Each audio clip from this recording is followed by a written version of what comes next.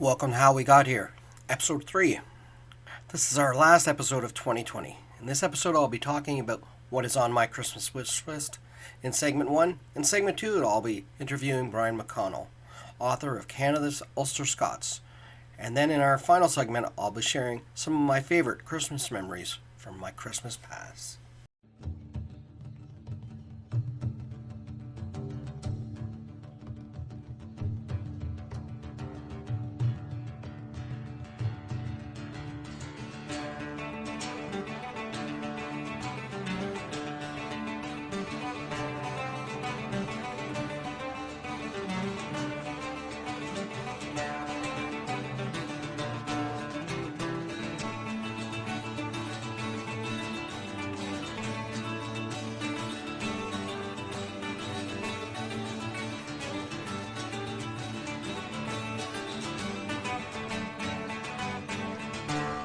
Welcome to How We Got Here, a genealogy podcast hosted by Brian Nash, exploring the tools, tips, and resources for genealogists from Atlantic Canada and family historians from around the globe who are researching their ancestors from Atlantic Canada.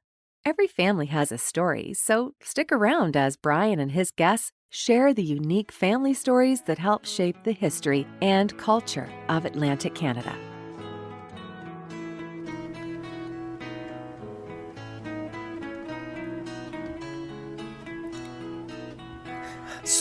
So I'm recording this 2 days before Christmas. So technically, this is my Christmas show. Even though it is a little late to get me anything, I thought it would be a little interesting to share what is on my Christmas wish list. So my number one genealogical item on my wish list is to break down the brick wall, which is my maternal grandmother's mother, my great-grandmother, Catherine. This is the one great-grandparent that I haven't been able to dig past, so I've just hit a brick wall. Now, to be honest, I've sort of been stuck at this brick wall, and I've gone on doing some research into other lines of my family, but it's one I come back to, and I've never been able to make much progress. In fact, I've kind of come at a, not just hit a brick wall, but I've come at a screeching halt in front of it. She's my last great-grandparent to be alive. She passed away in 1980, if memory serves me correctly. It possibly was 1981. I met her. She lived with my grandparents for many years. My mother, my brother, and I referred to her as Nanny, as did all of my mom's cousins. The last time I saw her was over Christmas of 1979. And stick around at the end of the podcast. I'll share a Christmas memory of her. Her name is Catherine McKinnon. She was born as Catherine McGuinness in approximately 1890. I'm thinking it's actually a little bit after 1890, maybe to the 1894 range. She married my great-grandfather, John Lachlan McKinnon, sometime before my grandmother, Charlotte, or Florence Charlotte actually, was born in 1922. They lived in Glace Bay. She also had a daughter, Catherine, my great-aunt Kay, who ironically started as Catherine McKinnon and got married and wound up as Catherine McGuinness, no relation. And she had a son, John. My grandmother's still living in her home in Glace Bay and just turned 98. And her brother John is still living, and he's at his home in Marion Bridge and is 94. I know nothing of her parentage, and the only sibling I know is her sister Florence, who I also knew, who lived into her 90s. Florence was a spinster, and she was a haberdasher by trade. I have no idea, like I said, of any parentage. I have no birth certificate or marriage certificate. She is listed on her husband's death certificate, though I believe they had been actually apart for some time before his death. So that is my big want on my wish list, to find her parents and some reliable source materials. If anybody could provide that, it would be great. The next thing on my wish list was a DNA test. My mother-in-law got me one, and I have the results. And I've been holding on to them until Christmas. So I won't be sharing my results here today. I plan on discussing them though on an episode early in the new year with a DNA expert. I've also gifted my wife and my daughter a DNA test. This is a gift I definitely recommend getting if you're serious about genealogy. It can be a great way of finding matches to those parts of your family you haven't been able to gather data on. In fact, I'm hoping DNA might be an answer to my first wish. If I can track down a match to my great-grandmother's family, that would be great. The next gift I already have, but is a must. For any genealogist, you must get a subscription to one of the big three genealogy websites. Ancestry, Find My Past, and MyHeritage are the big ones as far as having subscriptions to. Of course, there's the great free site Family Search. And here's my gift to you. If you aren't aware of it, at least this is the way it is in PI, and I know it's offered to all the other libraries that have a subscription to Ancestry.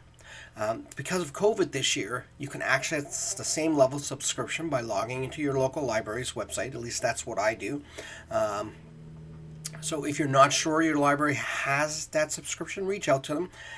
Ask them if you haven't already done so. And you should be able to access these records, which is great because I just have on Ancestry, I just have a Canadians record subscription. But with this one, I get the full world records. And another thing that's on the wish list for genealogists is something that every genealogist needs: a good software program. I'm not going to get into specifics today on this episode, but I do plan on reviewing family tree software sometime early in the new year. Now, who doesn't like money for Christmas? Everybody enjoys money as a gift. So actually, another great gift for genealogists are funds for accumulating, saving records, downloading them. In fact, I would love if somebody would get me credit at Scotland's People. This is a Scottish Archives record site for genealogists. It's the government's official site, and it's a treasure trove of great value, especially for somebody like me who 50% of my family, my whole mom's side, is from Scotland. As far as I know, maybe the genealogy test will prove me otherwise, but it is something that I use quite a bit. And for £7.50, you get 30 credits, and most records I can save for 6 credits, so I can wind up getting 5 records from Scotland for about the same price as one vital statistic record from Nova Scotia. And here's a trick to save even more money. Their indexes and searches are great. So often I use it to find the record I need, and then I go to Family Search, go there first because that's free, or I'll go to Ancestry from the library right now, or I have a MyHeritage World subscription, and so I can, from there, if that record's available, I can actually save it for free from there and have a look at it without having to use any of my credits. Which, like, knowing this stuff and knowing where to find those records is really a great reason to become familiar with what the different sites have on them. And I know I said at the beginning there that it's a little late to actually get me anything on my wish list, but there is actually a way that you can give me the gift of records, not just at Christmas, but all year round. If you visit our podcast website at www.howwegothere.ca, in the upper right-hand corner, you will see there's now a Support This Podcast button in green. This will give you a chance to help support this podcast. You can become a supporting member, or you can just make a donation. The best thing about this is that all the funds raised from here are going to help support the costs of doing the podcast and actually some of my own genealogical research. I want to try to keep this podcast ad-free sponsor free as long as I can, and I do want to continue doing it. But there is cost. But this is the great thing. I actually really love giving back. So what I want to do is each month I'm going to be giving 25% of any of the funds raised from my website to a local genealogical society or a local history society. I will be announcing January Society beneficiary later in this episode. So, and the last thing I want are books. Books are always a great gift for me. I love a good book, and I love having resources. So I've added to my website a link for a new page actually for recommended books. I'm just starting to develop it, but on this you'll see a link for some great genealogical related books. And in the new year I'll be doing some regular book reviews, and I intend on having more interviews with authors like the one I have coming up next with Brian McConnell. Speaking of which, we'll be right back and joining Brian shortly.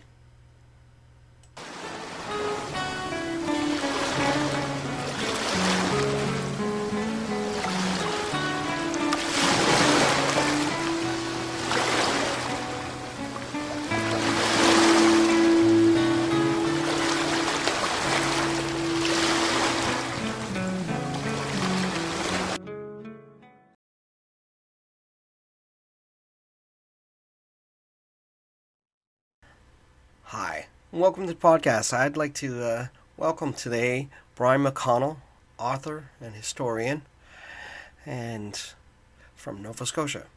So, Brian, just before we really get into it today, can you just give us a brief background on who exactly is Brian McConnell? Yes, I come from an Irish Canadian background. I grew up in Ontario, studied university at Queen's in Kingston, where I did an honors degree in history, and then considered doing postgraduate work in history, and it applied to the master's program where I was accepted, but also applied to law school, and I ended up getting accepted into law school at Dalhousie in the Maritimes. And I liked Halifax, so I came to Nova Scotia and completed my law degree and went into general practice as a lawyer in Digby, Nova Scotia. And I've been practicing law here for 35 years as a profession, and then pursuing my interest in history on the side, and with a lot of uses genealogy. And I had done some family genealogy starting back about 30 years ago, looking into my mother's family history, and it showed that one of the earliest ancestors was the United Empire Loyalists who settled along Lake Ontario. She also had some European ancestors, Irish, who came over during the potato famine. And then my dad's family, more recently, my grandparents came from County Monaghan, Ireland. And I visited over there quite frequently. And then about 25 years ago, I applied for it and obtained dual citizenship as an Irish citizen as well as a Canadian citizen. I did that really out of my interest in my heritage and my family background, and starting to learn more. With these groups that I was interested in, I met people through the Loyalists. I got involved with the United Empire Loyalist Association, and over time I became involved with the Nova Scotia branch and certified my own United Empire Loyalist ancestor, and then volunteered to serve on their board. And currently I'm the president of the Nova Scotia branch, and I also serve on the national executive.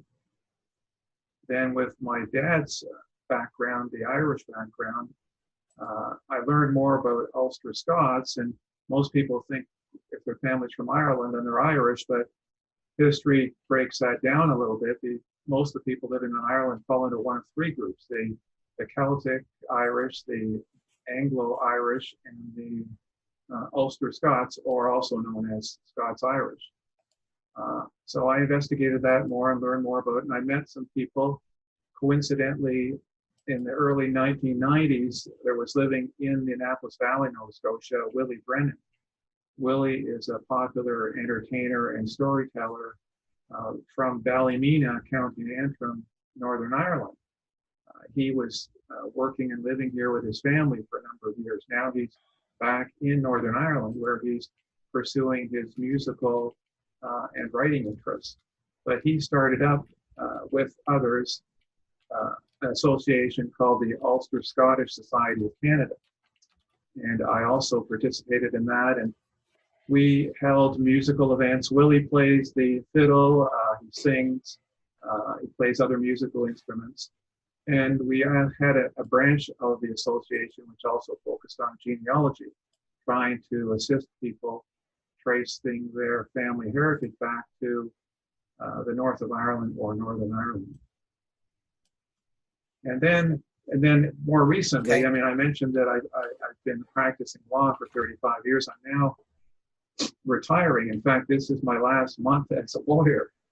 And I've been writing a number of articles, and in the last month, I found time in November to complete a book on the Ulster Scots, which brought together a number of articles and research that I've done over the last 20, 25 years. Okay. So with this book, how can it be used as a resource for other genealogists? The book includes 7 stories which deal with Ulster Scots experiences in coming to Canada. Several of those specifically look at the Atlantic Canada. One is the case of William Somerville and the Ulster Scots that came in the early 1800s and set up a Presbyterian Covenanters Church now in Grand Pré. It's a provincial heritage property. And a second one at Grafton, just north of Berwick, Nova Scotia. And in telling the story, I refer to the names of the families and the families' experiences. Another article in the book refers to New Ulster. New Ulster was Alexander McNutt's attempt in the 1760s to bring Ulster Scots to Nova Scotia. He wanted to bring 7,000 to 8,000 of them and settle them. He did manage to have a number settle in what we now call Londonderry, not far from Truro. Some as well went to New Dublin on the South Shore. And I refer to the names of the families there, the prominent families and some of their experiences. Then I also talk about the noticeable effects that we have in Atlantic Canada, place names that connect us back to the north of Ireland, as in Antrim and Halifax County, which is on the front of the book, Belfast in Prince Edward Island, Clones and Enniskillen in New Brunswick, Londonderry in New Brunswick and Nova Scotia, and quite a number of names of Ulster Scots who participated in the development of Canadian society. As well, there are close to 40 color pictures and diagrams within the book to try to enhance the description and experience of the Ulster Scots. Okay. You mentioned some of the communities. Now, the Covenanters, there's also a group of them up around the Chignecto area as well, I think. There were the Somerville himself, he was from County Down, Northern Ireland. He left there at the age of 16 to Glasgow obtained his BA from University of Glasgow, and then he came out first to St. John in New Brunswick, and then down to Chignecto. He married Mary Dickey, who was from that part of northern New Brunswick. Her brother, one of her brothers, Robert Dickey, was a father of Confederation, which was an interesting connection. And he stayed in New Brunswick for a number of years, helping to establish the church there before taking the post at Grand Pre in Horton, they called it. Okay. And now I know, and you mentioned that you had an interest in the United Empire Loyalists, and I noticed the three other previous books you wrote were in regards to the Empire Loyalists. So is this I know it's an offshoot of, you said, your personal, but is there a great deal of crossover where there are groups of Empire Loyalists that were these Ulster Scots as well that wound up coming to Atlantic Canada or elsewhere in Canada? In fact, I'm an example of that. My first United Empire Loyalist ancestor was an Ulster Scot. So that's, again, part of the tie-in. And one of the chapters in the book focuses on Charles Inglis, who was the first bishop of British America. And he came from southwest County Donegal in Ireland, then out as a teacher to the American colonies. Eventually, after being quite a loyalist, he had to flee from New York. He received the appointment to Halifax as the first bishop, and quite a colorful character. He was responsible for the largest growth of, Anglican churches throughout the Maritimes. Left his mark in many places and established King's University and King's College at Edgehill. So, and there are quite a few other examples as well. There's a marshal who's buried in Guysborough, who was a captain in Carolina's Loyalist regiment during the American Revolution, who had to flee through Florida, St. Augustine at the end of the war, up to Halifax, and then received a land grant. He's buried in the cemetery in Guysborough. So in a larger group in Hants County, in Rawdon, there's a number of the Loyalists that were evacuated there from the Carolinas were Ulster Scots. So, the book really carries through from the earliest Ulster Scots it refers to are in the 18th century, the United Empire Loyalists, up to the most recent story I have is one about a Ulster Scot in the 20th century who served in the First World War in the Ulster Division and came back to Canada and became a president of the Old Comrades Association in Toronto of the Ulster Division. Okay. So one of my goals with this podcast is to try and engage people interested in family and local history.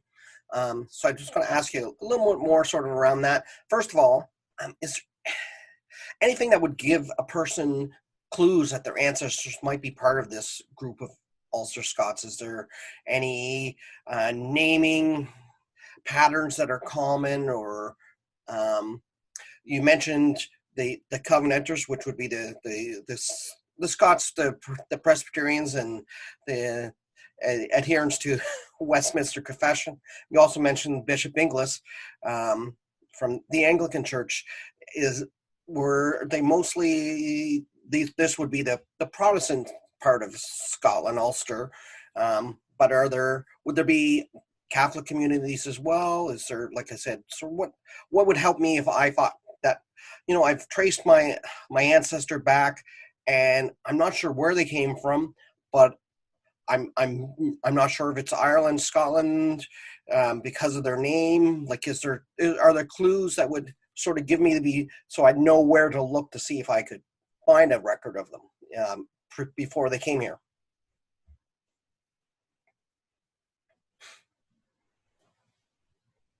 Well, in doing my own family research, as an example, one of the biggest clues is going to be their religion, probably. Uh, my grandparents were married in the Presbyterian Church, in First Monaghan Presbyterian Church in County Monaghan. Presbyterian formerly being Church of Scotland. So if your surname is one that you think came from Scotland, I find a common mistake some people make is they think that their relatives came directly from Scotland. They leave out the 150 years they spent in the north of Ireland before they came to Canada. But probably the surname and the religion are going to be the most common, although given the short distance, people have swam the distance from the north of Ireland over to Scotland before, and it's been going on for centuries. Since the 1400s and before, perhaps, there's a lot of the north that has, as you say, they're not just Presbyterians now. The church there too has changed over time. Some of my family connections attended the Church of England, and Methodist as well. I had Campbells on my mother's side, Campbells and Fergusons, the two great Scottish sounding names. Well, they came in the 1840s, 1847, the potato famine, to Canada, although I don't think they were directly, probably economically affected by that, but they were Methodists in that part of Ireland. But the clue there again was the surname, kind of a giveaway. And then when you look into the search of the church, there's a Presbyterian Historical Society in Ireland that has tremendous records. And I contacted them and was able to get the baptismal information for, there were 13 members of my grandparents' family. I was able to get all of their dates, which really pleased me. Then I was able to contact a local, you have to go on the ground almost, searcher in Monaghan, who he personally held a copy of the church census records going back to 1800. In most of Ireland, your best record, reliable record, is going to be the church record if you can get a hold of it. Well, the earliest records available for that church are the 1800 ones that have survived, early 1800. And the McConnell family appeared in the first census they did, which was 1801. So I was thrilled to find that. Those would be the two main indicators for me, surname and religion. But then if you can find or have some idea of the geographic area in which they may have come from, then contact a local historical or genealogical association. I think that very often the local groups seem to be most in contact with the heritage. So if I haven't gone to that point to determine that they are definitely Irish, they came via Ireland from Scotland, and would there be communities that would be commonly settled around the Maritimes? You mentioned a few of them that are those ones that will give clues, or so that like you said, I know some of the ones here in PI, and I rec.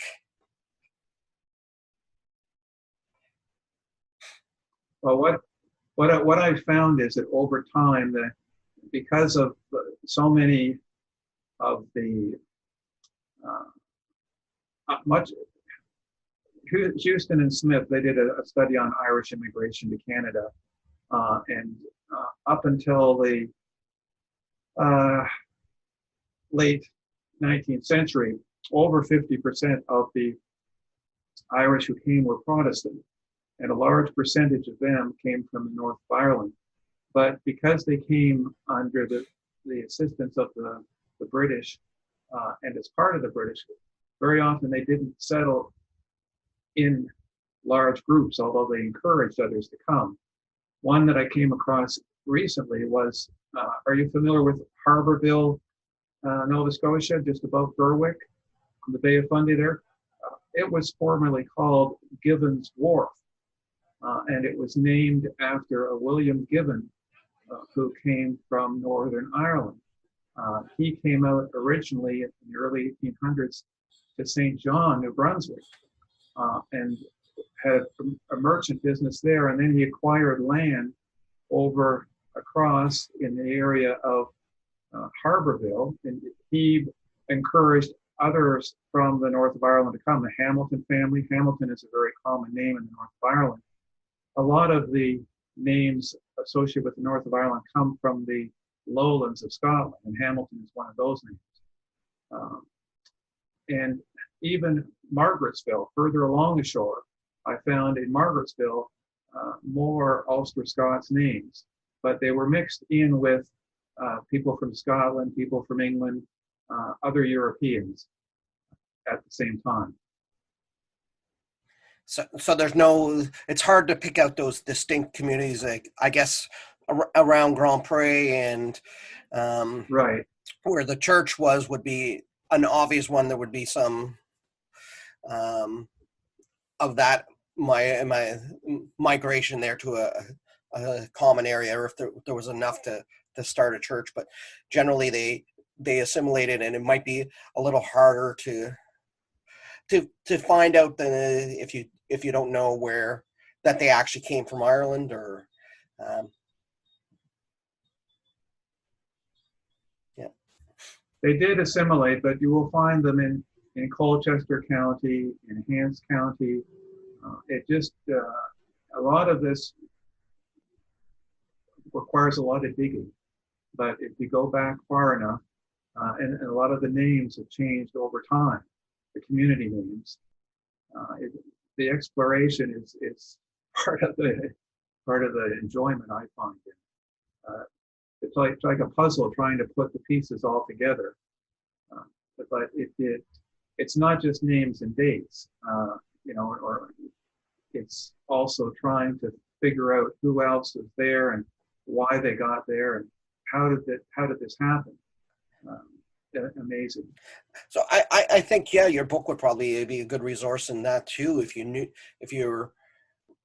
a person was reading and see some of those names mentioned and their family is from that community, and it might be, a good place if they weren't sure. So the actual Scots to Ulster migration, now, as you mentioned, it's a close distance, and there was a lot of back and forth. But is there a period that that is really where there's that larger amount of where the sort of the mass migration at one? Was there a period there where that happened, or is it just had been gradual?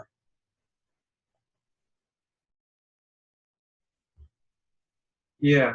Well, yes, of course. They call it the plantation period. In the 17th century, after the Protestant king had defeated the Catholic, to try to subdue the north of Ireland and what they viewed as the rebellious Irish, most of the lands were deeded out to supporters of the English cause. Those supporters then brought over their serfs, and primarily people from the lowlands of Scotland, names like Craig and Hamilton and Armstrong, very common, Irwin, and populated most of the counties of Ulster. Some of the counties weren't part of the plantation. Monaghan wasn't part, but because of the numbers involved, there was expansion. And at the time, to take one county, for example, population changes. Monaghan now, County Monaghan, has a population approximately maybe 5% Protestant. By the early 1800s, the population of Monaghan was over 25% Protestant. So through migration, a lot of those people, for other economic or social reasons, moved over time and has changed the dynamic. I mean, one of the interesting things I always think too, that different in the United States than here, a lot of the so-called Scotch Irish, and you find the phrase Scotch Irish referred in the States more than Ulster Scots. And initially, I think that in part came about from they weren't exclusively from the north of Ireland. Have you been to Dublin? No, I haven't. Right. Well, one of our first trips there years ago as a family, I was really quite surprised to see the main tourist bureau in Dublin. It's a remarkable building, great large stone building. It's a former Presbyterian church. In the early 1900s, the census for Dublin, it had a majority Protestant population. I mean, Guinness beer that we drink, Guinness Brewery, Guinness is a Scottish name. The Guinness family came from Scotland. A lot of those people as well, when times got tough, they moved to America, those Scots. And when they got to America, they called them Scots Irish. You see, the thing that's happened, Ulster Scots, that word has only come into a more common usage, I think, in the last 30 years in the north of Ireland. And because of the timing of this, it's connecting it more with Canada too. There are some writings you'll find in Canada. There was a group, just like what Alexander McNutt tried to do. He brought out 2 ships full of Ulster Scots to Nova Scotia, to Halifax. Well, they did this successfully in Ontario. There was one group that went to Wolfe Island, families, 60 families, I believe it was. And they were referred to in this article as Scotch Irish. I think the author was influenced by the American experience. So just different comparisons, but just because you find a relative with a Scottish sounding name who comes from Cork, doesn't mean necessarily that they're, and over time you'll find, many different names going in different directions. I think we all have some of that probably. Definitely.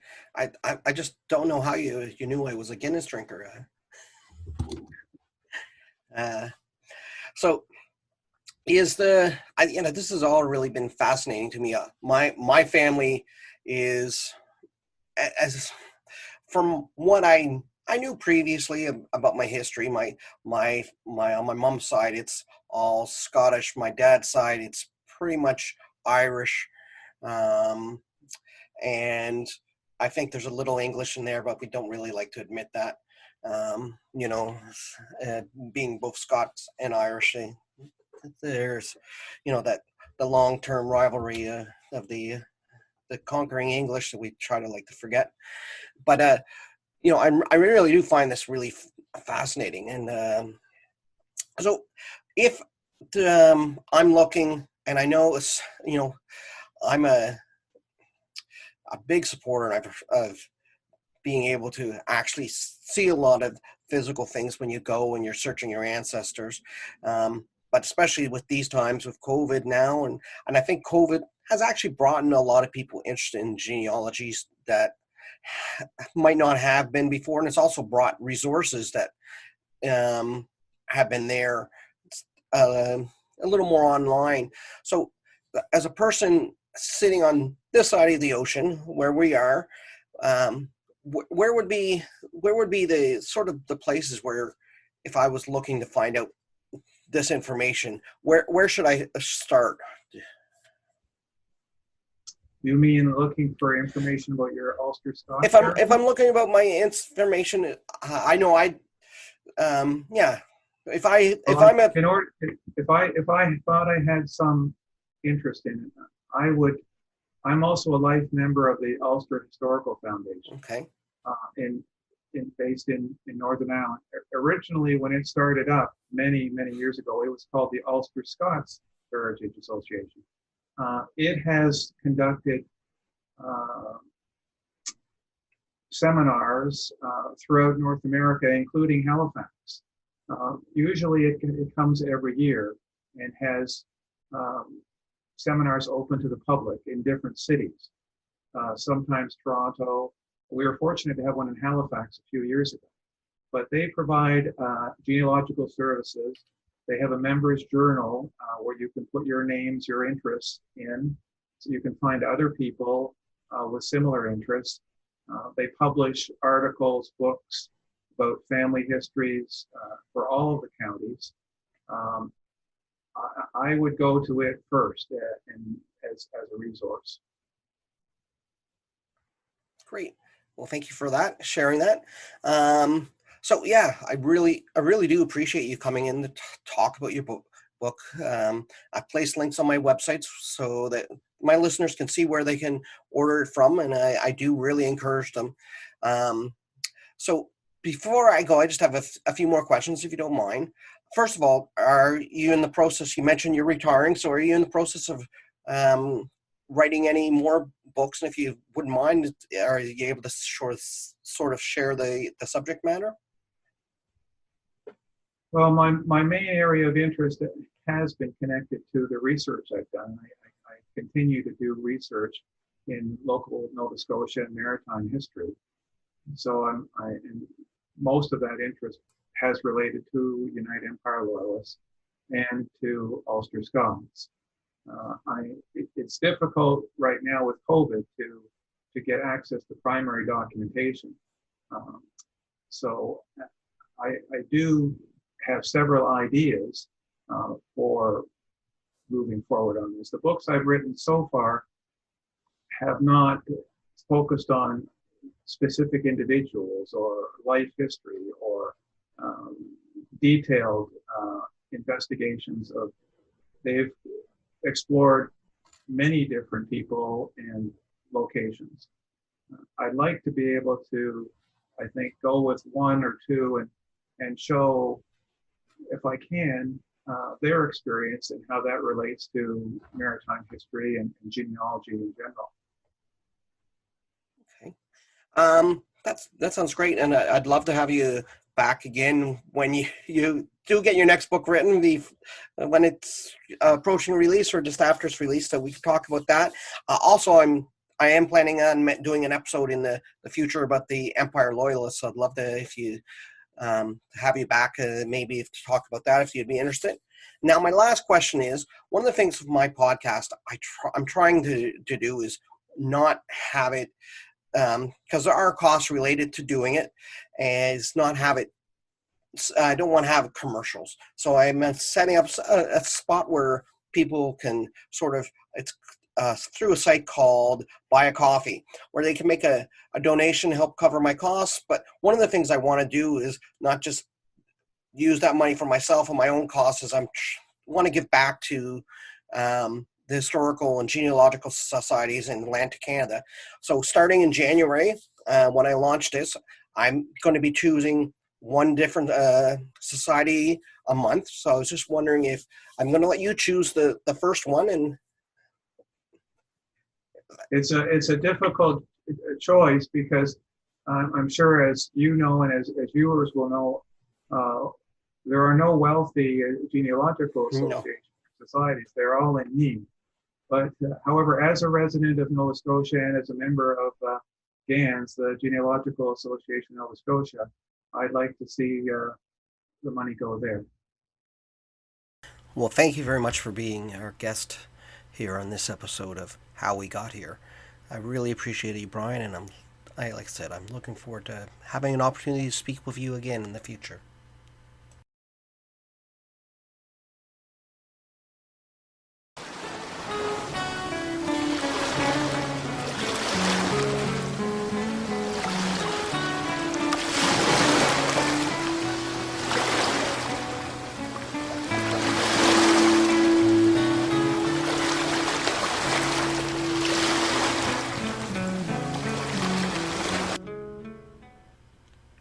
Christmas was a sort of a big thing in our family growing up, especially in my early childhood. I have a lot of fond memories of Christmases. And a lot of them involved spending time with my grandparents, either at their home or them at ours. Um, and I remember when we lived on the base in Gagetown in New Brunswick, taking trips various times of the year to visit my grandparents in Cape Breton. And those vacations seemed to last longer in my memory as a 4 or 5 year old child. But I remember my grandparents had a little apartment in the upstairs of a house in Glace Bay. They lived there with my grandmother's mother, Nanny, who I mentioned earlier. It was a cramped but an exciting place to be. My brother and I shared a pull-out couch bed in the living room, and sometimes my parents would even stay up late watching TV. So being in the living room where the one TV was, we got to stay up late too. So it was pretty exciting that way. And at Christmas, Santa was always good to us. He was a pal of my grandfather, Gumps. I don't know if they met in the war or how exactly, but growing up, I always knew they were friends. So we always made him a more substantial, more sophisticated meal than just what the other kids were making, milk and cookies. We knew we were one of the last places he would visit, so he could spend some extra time talking with my grandfather about the war. So we made sliced kielbasa, or maybe it was Polish sausage. It might have even been hot dogs. I don't remember, to be honest. On Christmas night, we'd put it on a Ritz cracker with some squeeze of cheese. And we left out 2 beers, one for Santa and one for my grandfather. And every morning, the fancy hors d'oeuvres of kielbasa and squeeze of cheese on Ritz would be eaten up, and the 2 beers were always gone. But even before Christmas night, we would visit the mess hall at CFS Sydney, where my grandfather worked as a cook. It was usually, I think, the week or so before Christmas, and there was a big party, and Santa would be there, because of course, remember, he knew my grandfather, and he would have gifts for us. I remember when I was 5, I got a Robin action figure. My older brother, of course, got Batman. The time we spent in Glace Bay there was surrounded by family, visiting family, and everywhere we go there would be food. Lots and lots of yummy Christmas treats. A variety of squares, Queen's Lunch, Maids of Honors, cookies such as gingerbread, sugar, and my grandmother's shortbread cookies. I remember cutting the cherries. She'd make some with the green cherries, some with the red, and a little bit of icing on top. There was loaves and cakes. There was a gumdrop cake, a date and cherry loaf, fruit cakes, and plum pudding, and pies. I loved, and I still love to this day, mincemeat and mincemeat pies. And then there's some other desserts that really defy classification. There was Rice Krispie coconut balls, and a personal favorite of mine, pork pies, which are not a pie and have no pork on them. They're a beautiful thing. They're like a shortbread pastry, and they have date in them, and then just a little bit of maple icing. And my grandfather, he would make and sell rabbit pies. Now, it's definitely not a sweet, and it's not something I enjoyed, but a memory nonetheless. I remember him selling them. I remember him having rabbit's feet. He would get the rabbits from hunters, and he would skin them, and he would make the pies when we were there. And then there was the actual meals.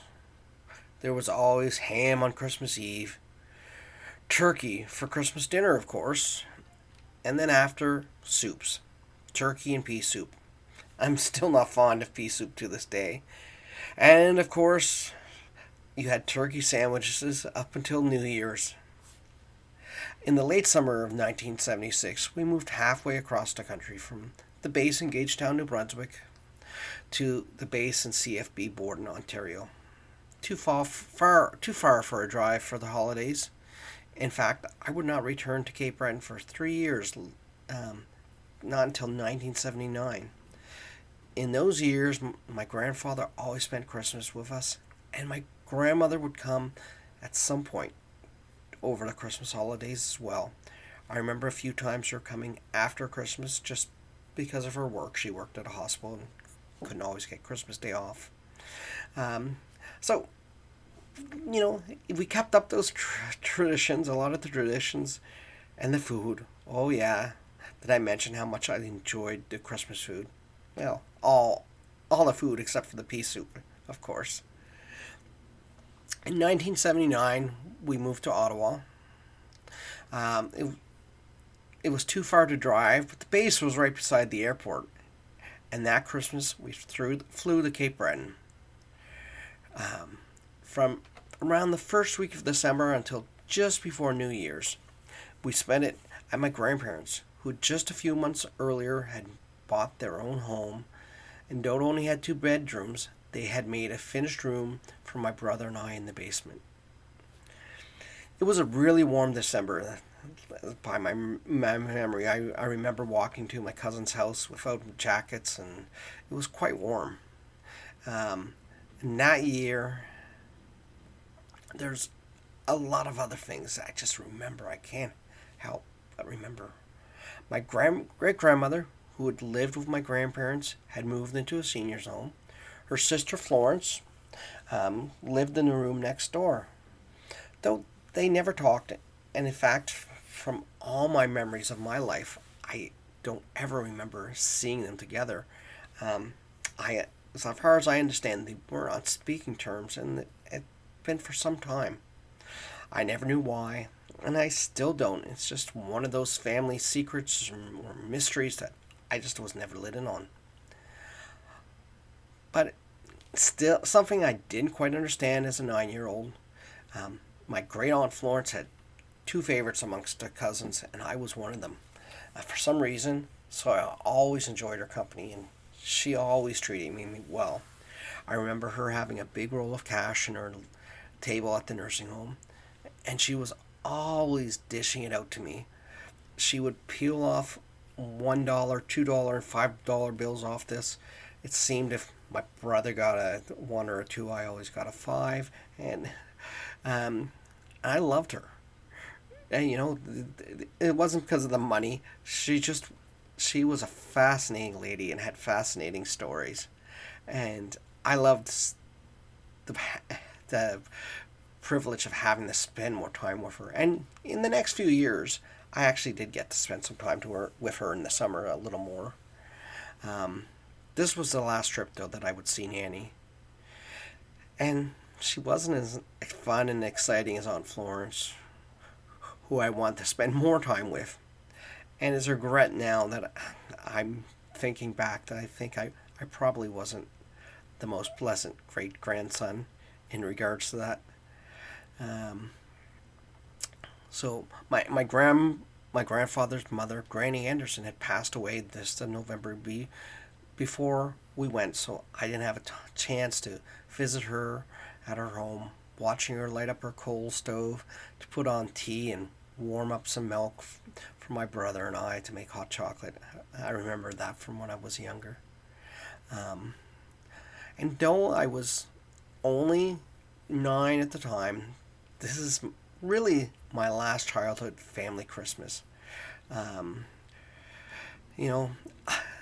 I had stopped believing in Santa Claus, but Christmas still had a lot of magic back then. And I mean, sure, there was a few years later we moved back to Nova Scotia, and we were able to spend Christmases in Cape Breton again, but this one was special. Other Christmases in between in Ottawa, my grandfather visited us. Even after he had had a severe stroke, he still visited us. But these Christmases weren't the same. There was something about that year, something special. Even moving back to Nova Scotia in 1984, we had some great Christmases in Cape Breton, but none like those in 1979. And it's not the gifts I remember. In fact, I really can't remember what I got that year. Only from really looking at photos can I sort of remember what I got, but it was the memories of spending time in that house, and even in the nursing home, visiting Nanny and Aunt Florence. Time with my family in a familiar place, doing familiar things that I could never quite recreate again. As my mom's cousins, who were somewhere really between uncles, aunts, and cousins to me, because growing up, my mom had no brothers and sisters, so these were my uncles, my aunts, and even one of them is the same age as my brother, so she was a cousin, but we were much closer maybe than some people with that distance and relationship. But by the time we moved back in 1984, most of them had grown up and were getting married, had kids of their own, or were starting to have kids of their own, so or they had moved away. So the next time we were in Cape Breton, it was still fun, but not the same as that year. I have some of my fondest Christmas memories in that Christmas of 1979. Again, it's not the gifts or the food, but the people who made it special. Sure, in the future, Christmas is spent there as I grew closer to adulthood, and even beyond, it just wasn't the same. I still have some great memories and stories, such as in Boxing Day. I think this was probably about 10 years later, because I was 19 at the time, 18, 19-ish. I could drive, I remember that. So, so I had a relative, let's just call him that, who visited my grandmother's house on Boxing Day, after spending some time enjoying Christmas cheer and libations elsewhere. And I remember him as my cousins and my parents, we talked and were enjoying things in the little tiny living room area of my grandmother's house. He fell asleep in the pea soup, my mom's homemade pea soup. It's still something to kind of laugh about today as I remember it, but it's not the memory of that 1979 Christmas. I mean, I have great stories. I remember when I was 19 going to my first boring day party. If you don't know what a boring day party is, it's on Boxing Day in Cape Breton. Since all the liquor stores and all the pubs are closed, you get together at friends' houses and you have a boring day party. And there was Christmases later when my grandfather was in the Veterans Home in Glace Bay. They were all fine Cape Breton memories. But even with the pork pies, none of them are sweet to me as the Christmas of 1979. Like I said, that was my last childhood Christmas, the last Christmas magic. And it's people. It's those memories I hold dear, the pictures in my mind that are entrenched there forever. The weather, the warmth I remember because it was unique. I remember, though, still going, driving around Cape Breton, around Glace Bay and the surrounding area, visiting Christmas, watching the Christmas lights with my grandmother and my grandfather, my parents in our car. We had rented a rent-a-wreck because my grandparents didn't own a car. So there was just something different. It was the first plane trip in my memory that I ever took. I had taken planes before when I was younger, but not old enough at that point to have memories. But this was my first flight in memory. So there's a lot of things that mark it as special and memorable, but it still comes down to family. The cousins, the aunts, great aunts and uncles, my visiting Donkin, where my grandfather's, a lot of his brothers and sisters still lived, visiting with them. I remember my great Uncle Art, who was part of the Donkin community band, trying to teach me how to play the trumpet or at least blow into it. I just, yeah, I remember those things fondly, and it's how I remember a lot of those people in my past. And it's a year that if I had a chance to go back to, if I was visited with by the ghost of Christmas past, it's the one place I'd want him. It's those family things that make it special. It's those things that, like memories like this and that year, that make an impact on us. I saw some of things that I remember about my family and my grandfather, about the way he treated others that Christmas, the way he made sure that others enjoyed it. It's something he always did. Christmas was important to him, and I think he enjoyed our enjoyment at Christmas. It's those memories of people and places and the time where they're clearest in my mind. And there were so many relatives that I wouldn't get to see again, or at least not together like that. It's a family Christmas. Christmas is, as an adult, it's meant different things. Celebrated a lot differently than I did as a kid. I have different values, different beliefs, and different morals. But I'd still like to escape to that Christmas of 1979.